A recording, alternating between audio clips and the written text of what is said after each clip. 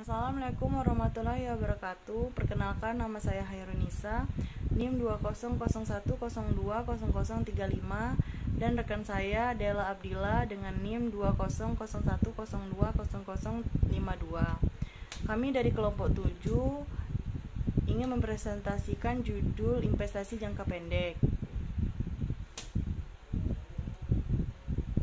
Baiklah, yang pertama saya akan menjelaskan apa itu pengertian dari investasi jangka pendek. Investasi jangka pendek adalah jenis investasi yang mempunyai kurun waktu 3-12 bulan. Walaupun durasi yang dimiliki singkat, tetapi jenis ini punya resiko paling kecil. Selain itu, sebagai investor memiliki kemudahan untuk mencairkan aset daripada jenis yang lainnya. Sebagai investor yang berinvestasi dalam jangka pendek mendapatkan keuntungan yang dihasilkan oleh perubahan suku bunga. Oleh karena itu, dalam jangka waktu yang umumnya maksimal hanya 1 tahun, inilah investor memperoleh keuntungan dengan risiko yang kecil. Kemudian tujuan investasi jangka pendek.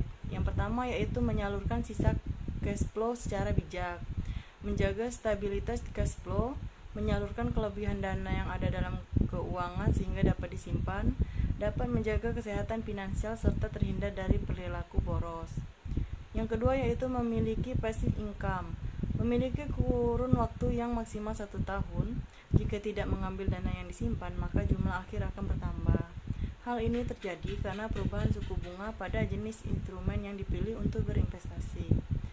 Kemudian tambahan modal sewaktu-waktu. Selain memperoleh keuntungan dari hasil return pada akhir durasi investasi, juga dapat mengambil dana sewaktu-waktu.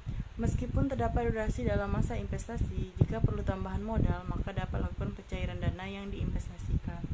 Tidak adanya ketentuan tentang waktu pencairan dana dan tidak ada penalti atau sanksi bagi pihak investor.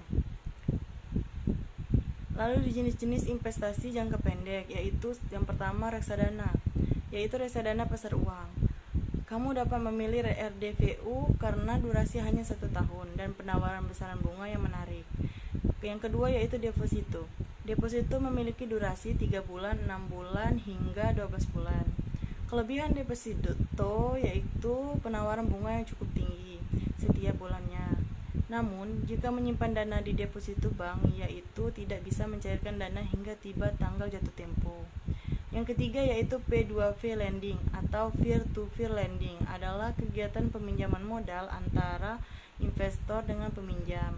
P2P lending sebagai sarana bagi investor menanamkan modal kepada beberapa peminjam yang sedang membutuhkan suntikan dana.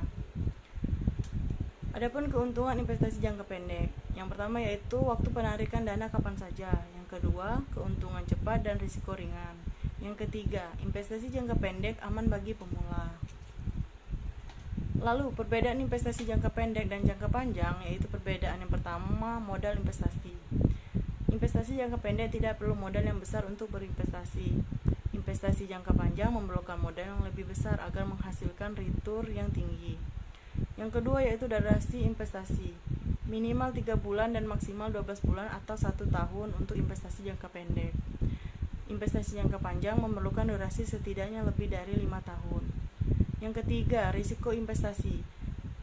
Investasi jangka pendek keuntungannya lebih kecil, risiko yang ditanggung tidak sebesar jangka panjang karena yang memperhatikan kinerja produk investasi, yakni pihak manajemen investasi yang dipilih.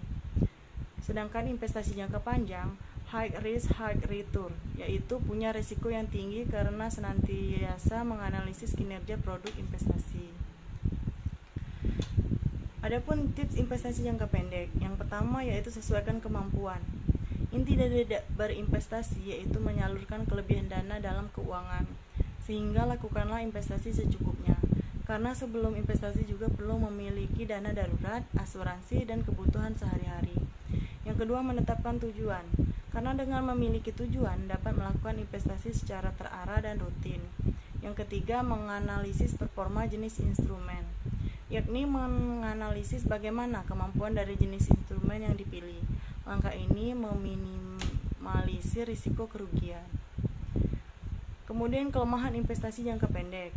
Karena ini hanya jangka pendek, investor harus memiliki pengetahuan profesional dan menghabiskan banyak waktu untuk memantau nilai instrumen investasi. Ini dilakukan untuk menemukan waktu waktu dan tempat yang tepat untuk berdagang. Selain itu, pajak dan inflasi dapat mengurangi laba atas investasi ini. Kemudian saran investasi jangka pendek. Jasa giro sebagai produk perbankan yang menghadirkan bunga rendah di kisaran 3 hingga 4% yang biasanya memudahkan pembayaran. Saran yang pertama yaitu saran investasi tabungan, merupakan layanan perbankan dengan bunga lebih tinggi dibandingkan jasa giro dan dapat diambil kapan saja. Investasi dengan saran deposito memiliki bunga lebih tinggi dibandingkan tabungan. Namun dengan syarat disimpan dalam batas waktu yang sudah ditentukan. Jika dicairkan sebelum batas waktu, maka akan dikenakan denda atau penalti. Saran yang kedua yaitu sarana investasi reksadana pasar uang, seperti deposito, SBI, dan obligasi jangka pendek. Namun, tingkat pengembalian reksadana pasar uang lebih tinggi dibandingkan jasa giro, tetapi lebih rendah dibandingkan deposito. Akan tetapi, reksadana pasar uang dapat dicairkan kapanpun. Selanjutnya, investasi jangka panjang dan utang jangka pendek. 1. Pencatatan penanaman modal dalam obligasi. Obligasi yang dibeli untuk tujuan jangka panjang dicatat dengan jumlah harga perolehannya, yaitu harga beli ditambah semua biaya pembelian seperti komisi, materai, dan sebagainya.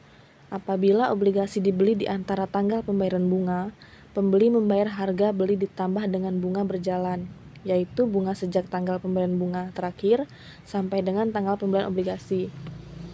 3. Penjualan obligasi sebelum tanggal jatuh tempo. Apabila obligasi yang dimiliki untuk tujuan jangka panjang dijual sebelum tanggal jatuh temponya, maka perhitungan laba atau rugi penjualan didasarkan atas jumlah uang yang diterima dengan nilai buku obligasi. Nilai buku obligasi dihitung dengan cara sebagai berikut. Harga perolehan obligasi ditambah dengan akumulasi di Sagio sampai dengan tanggal penjualan atau harga perolehan obligasi, dikurangi dengan akumulasi Agio sampai dengan tanggal penjualan. 3. Pelunasan obligasi sebelum tanggal jatuh tempo. Obligasi yang dilunasi kembali sebelum tanggal jatuh tempo biasanya dilakukan dengan membeli Agio pada pemegang obligasi pada waktu pelunasan terjadi. 4. Pertukaran obligasi. Apabila obligasi yang dimiliki ditukarkan dengan surat berharga lain, maka rekening penanaman modal dalam obligasi ditutup dan dibuka rekening penanaman modal yang baru. Surat berharga yang diterima dicatat sebesar harga pasarnya. Selisihnya dengan nilai buku obligasi dicatat sebagai laba rugi. Sekian dari saya, terima kasih. Wassalamualaikum warahmatullahi wabarakatuh.